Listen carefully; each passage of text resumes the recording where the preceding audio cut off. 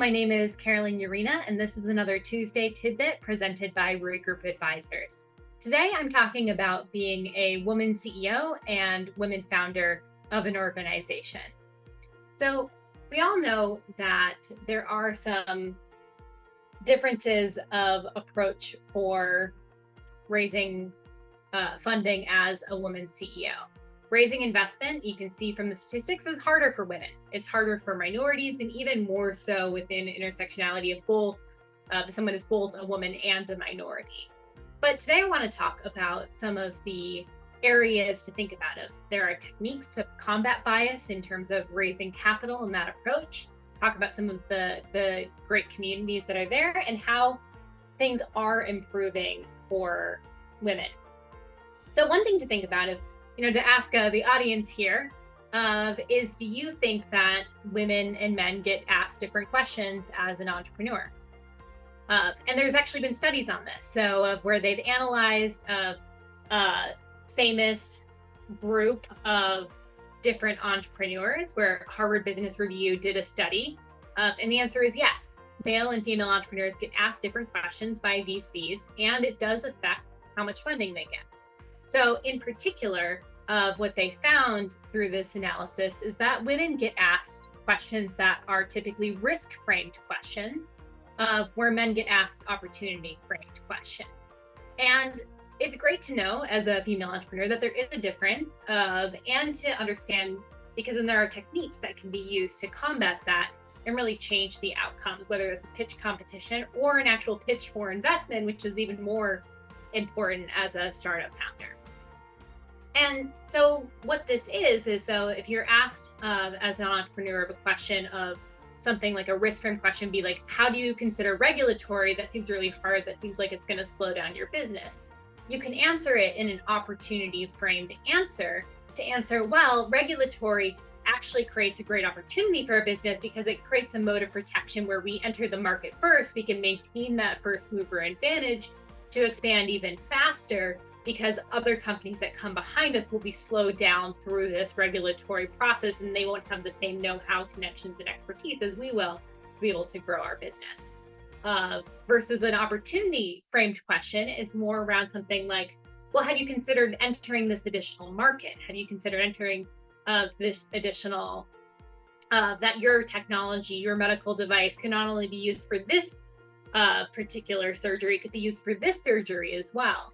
That is an opportunity frame question. You can continue to expand upon that and grow.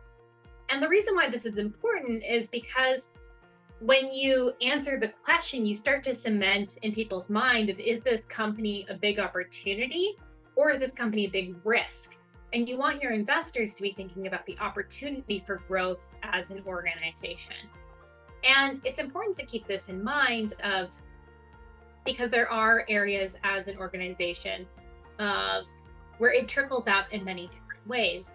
It trickles out in the standpoint of the statistics that you can look up for female entrepreneurs, is that women-led companies do get a small fraction of, and I do believe it has improved, but get a very small amount of the total venture capital. And even male and women-led teams do gain less capital than all male-led teams.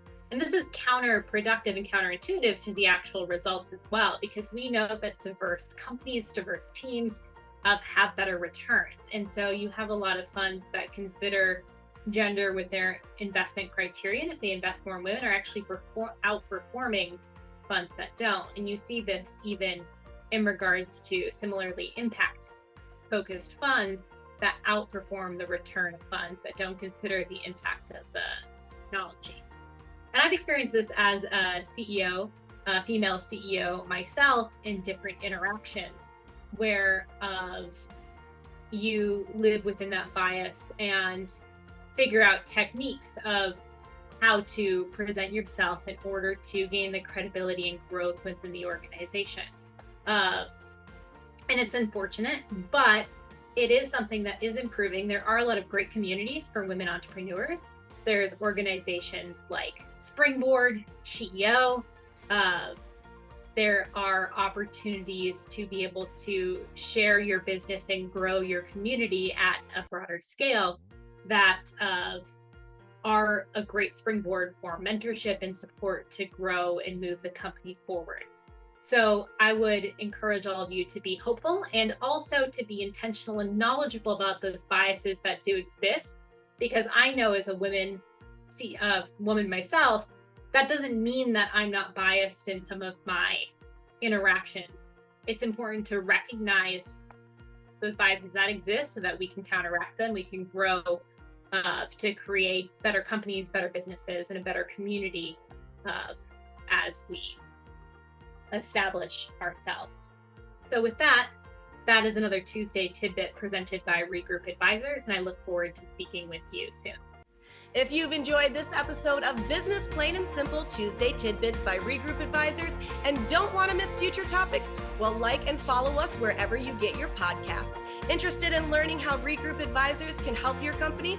Contact us at info@regroupadvisors.com or online at regroupadvisors.com.